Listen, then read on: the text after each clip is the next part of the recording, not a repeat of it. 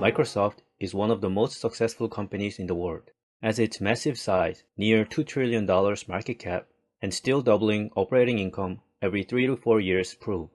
And even now, it has several promising future growth cards. For example, ChatGPT is getting massive attention from market, and Microsoft's mega data centers run such large AI models. Also, Microsoft owns both large gaming and SNS platforms that are known to be the key to successful transition to the metaverse. All in all, it's not hard to envision Microsoft playing even a larger role in the fourth industrial revolution world. This is why so many investors have direct or indirect ownership of the company. Nevertheless, how much do we actually know about the company? We may be familiar with some of its products, but it would be helpful to know all different business segments and numbers related to them. So starting today, I will do 3 video series on Microsoft to learn about its business in detail, rather than just focusing on short-term events or news. The first video will cover operations, the second one on financial statement analysis, and the third video will introduce detailed financial model with multiple scenario analysis. For example, after this series, you will know how much actual value that ChatGPT-powered Bing will contribute to Microsoft shareholder value by per share amount. Okay, now for the first half of today's video, let's summarize Microsoft's key features through the top management's viewpoint. In the most recent annual report, CEO Satya Nadella states 2 important trends. First, tech in general will be a deflationary force in an inflationary economy. Because technology allows people to do more with less resources, such as time we put in, it will become more and more essential to increase world's productivity. As a result, tech sector as a percentage of GDP will increase from current 5% to 10%. And this will happen by technology moving from a back-office cost center to a defining feature of products and services. For example, AI will assist in new drug research and also will help providing personalized medical advice in healthcare. Another example can be transportation, where autonomous driving AI will take over the driving feature completely from human hands. Within these important trends, he stated that Azure, Microsoft's main cloud computing service, will act as the world's computer and as an AI platform. This is quite interesting because the first generation of computing started from very large mainframe computers that served very limited enterprise needs. But then, computers became smaller to the second generation PC desktops and laptops that mostly run on Microsoft Windows, and then to even smaller third-generation computers as a form of smartphones that run Apple iOS and Google Android. However, the fourth-generation computing is a shift back to very large data centers, and Microsoft runs one of the only 3 truly mega cloud computing services in the world.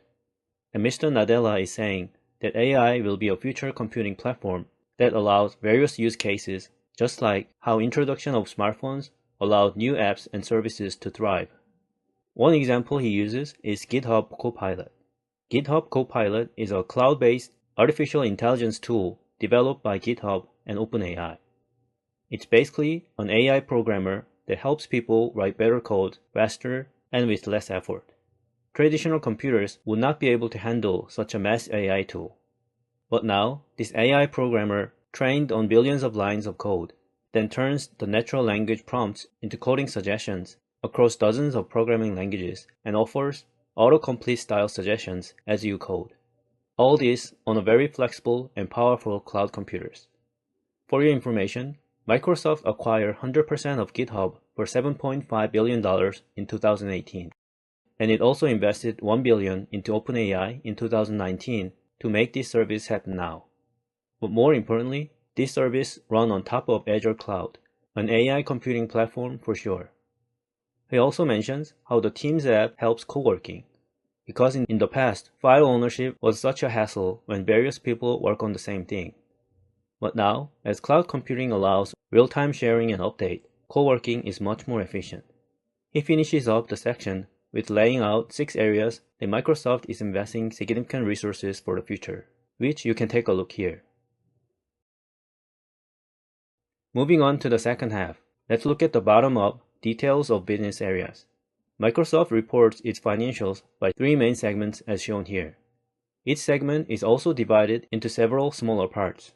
We'll number these small parts from 1 to 8 and reflect them into our financial modeling in the third video. And to keep track, I will indicate which of the 8 smaller parts I am talking about in the top right corner. The first segment contributes about 1/3 of company's total revenue, and this segment breaks down into further 4 smaller parts. The first 2 parts are the office productivity tools like the MS Word, Excel, and PowerPoint. In addition to these most basic softwares, Outlook is commonly used for emails at many companies. OneDrive provides cloud storage, and it's easy to use because it's already installed on Windows PC. OneNote is used for note-taking, and Teams app, as mentioned before, makes work from home and co-working easier. In the past, Microsoft sold specific versions of these softwares through CDs. But now, customers subscribe to the Office 365 package to use such programs. Such subscription model not only allows customers to use the newest versions easily, but also to run the programs on multiple devices and use them to work on files with other people at the same time. For the company, the subscription model allows more stable and predictable cash flow, as well as lowering piracy concerns. The package of these softwares are called Office 365, and nowadays, Microsoft added the Windows operating system to the package and calls it the Microsoft 365. Productivity tool has many competitors, like the business communication app Slack or Zoom for virtual meetings. However, the most comprehensive productivity tool package other than the Office 365 is G Suite, which is provided by Google.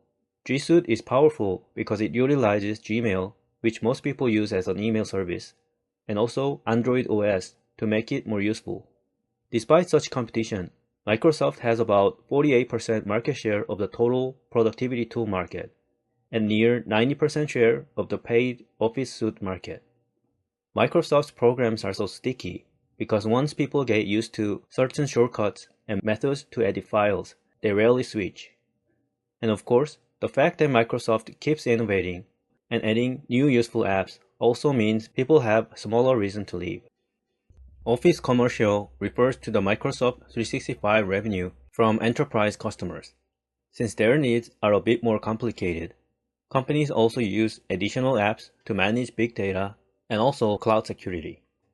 On the other hand, Office Consumer is for individual customers who can also buy the subscription for family-level uses. This is for individuals, so co-working tools like Teams is not included.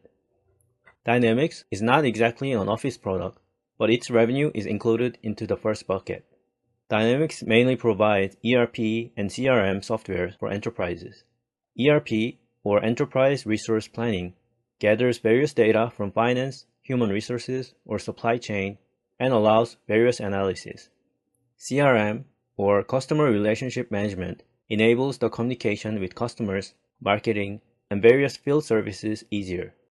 Dynamics has many competitors like Oracle and SAP, and Salesforce is a very well-known company in the CRM area.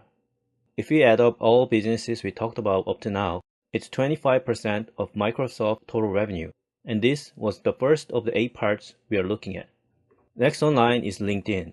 This social network is specialized in business and career progression, meaning people upload their own professional resume in order to build business network and find jobs. LinkedIn generates revenue in several different ways. First, talent solutions help companies find potential clients for hire. Since LinkedIn already has over 900 million people's resume data, its clients can easily request specific backgrounds or experiences for search. On the other hand, people who use the SNS can also pay for the LinkedIn Premium. This will allow them to send in-mail, which allows much easier reach out to the people who are out of their personal network and potentially land on a job. The premium membership also allows you to see who has viewed your profile. Lastly, like any other SNS, LinkedIn also runs ads on its platform. Companies can advertise their products, services, and much more. Because LinkedIn has such a unique position, there is no main threat to its dominance. That's why its user base is growing very quickly and was able to triple its revenue in the past 3 years. If we stretch out a little bit, we can consider ZipRecruiter and Jobcase to be competing in the similar space. Intelligent cloud is the second main business segment, and it contributes about 36% of total revenue. And since this segment is still growing very quickly and maintains its high profitability, it's a very important segment to understand. And this is divided into two parts. First, the cloud part generates 90% of intelligent cloud revenue, and it provides various enterprise solutions such as SQL Server, Windows Server, and Visual Studios. But of course, the main product is Azure Cloud. As long as you are connected to the internet, you can save and download terabytes of data.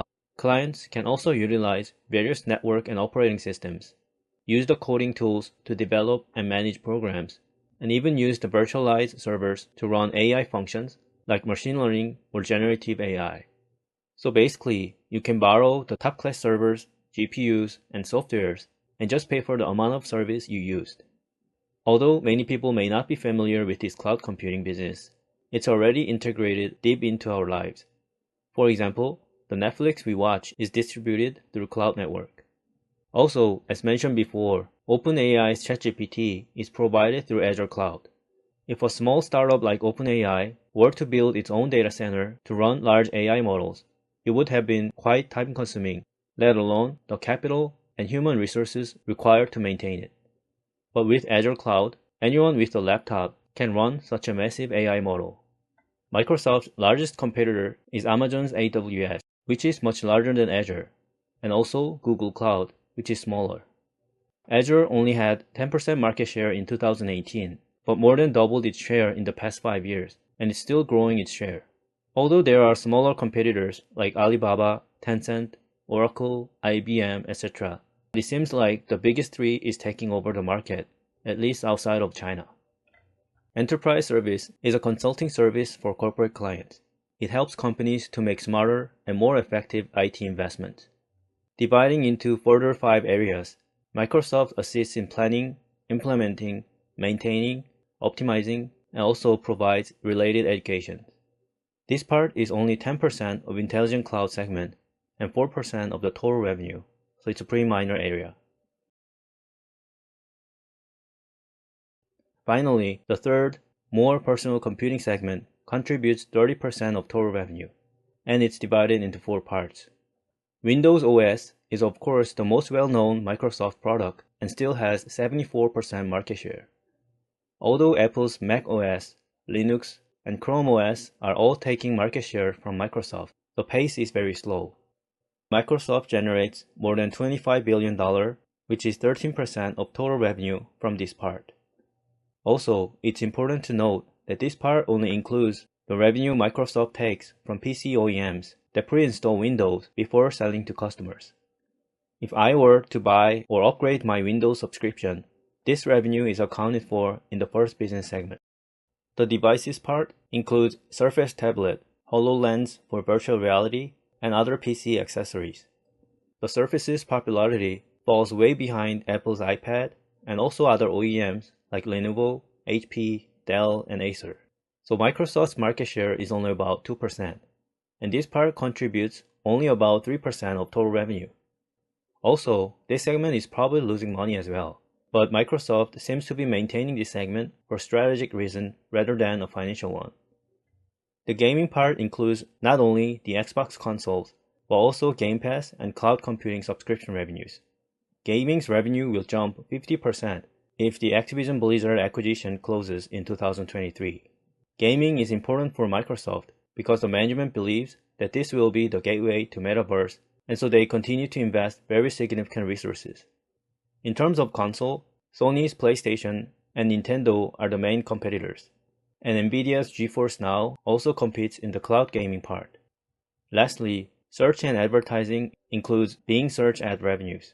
Google is such a dominant player in search with over 90% market share, and Bing only has less than 3% share. But recently, it introduced AI-fueled search tool, which might make a difference here. But for now, we can't really be sure how the new Bing will fare over the long term. But since this part only contributes 6% of total revenue, it's just a wild card that would be great if it works out, but wouldn't really hurt so much if it fails to rock the boat. Today, we've looked at Microsoft's business in both big picture and also segment by segment details. In the next video, we will conduct a deep dive financial statement analysis. So please hit the like button and subscribe to the channel if you want to get updates. Thanks guys.